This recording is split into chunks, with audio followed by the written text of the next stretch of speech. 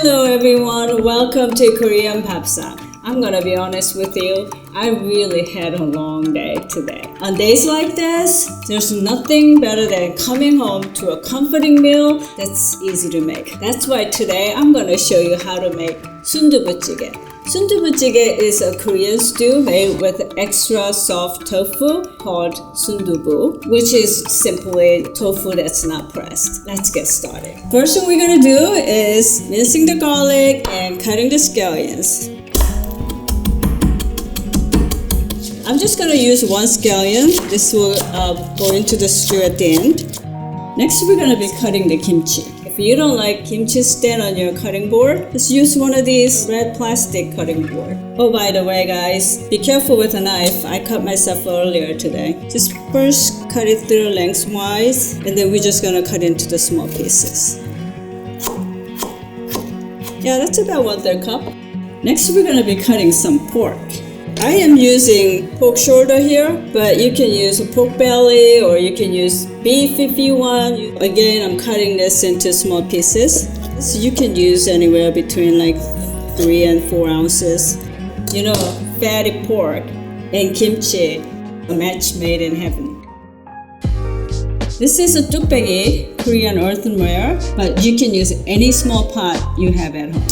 Let's heat the pot over medium heat. I'm going to start by making chili infused oil. We'll put a tablespoon of sesame oil. We're using kimchi, so it's already kind of spicy, so control heat level to your taste. You can use 1 teaspoon to maybe 3 or a little more than a tablespoon. I'm just going to use a tablespoon. As soon as the gochugaru become pasty, let's put the kimchi and pork. So what this would do, if you ever had Korean spicy stew at a restaurant, you notice that floating chili oil that's delicious. That's what we're creating here. We are just going to cook it until pork is no longer pink, keeping the heat at medium because we don't really want to burn gochugaru at this point because there's no liquid in here. Now we're gonna add the garlic. Okay, kimchi and pork are cooked. So now we're gonna put some liquid in it, but you can actually use water or anchovy broth, but I'm just gonna use water here. If you like to use anchovy broth, I'm gonna put the link below. I'm gonna add 2 or 3 tablespoons of kimchi juice to add extra flavor. I'm gonna turn up the heat a little bit, medium high, and then go get my sundubu. The sundubu comes in a packaging like this, and every time I go to a market, I pick up 2 or 3. They really come in handy. You can just cut it through the middle, like that. The reason I'm cutting it this way instead of squeezing it out in a small hole is because you need to keep the sundubu in big chunks, just like that. The soup has been boiling, and I added sundubu. Now I'm gonna taste it a little bit to see if I need to adjust anything. Okay, this needs a little bit of salt. I'm gonna tell you my secret ingredient for stew. Actually, it's not that secret because it's very common in Korean home cooking. 새우젓, salted shrimp. I'm just gonna add a little bit. This is about ½ teaspoon. You can always add more.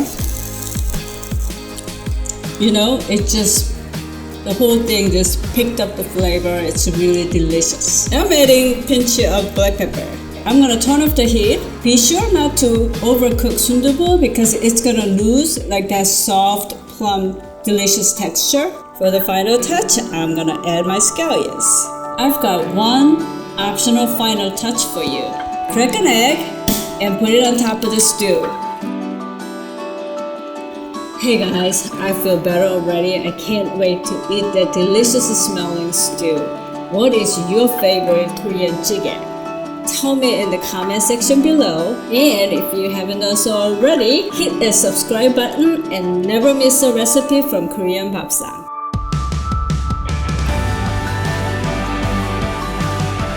Stay tuned for more recipes from Korean Bapsang.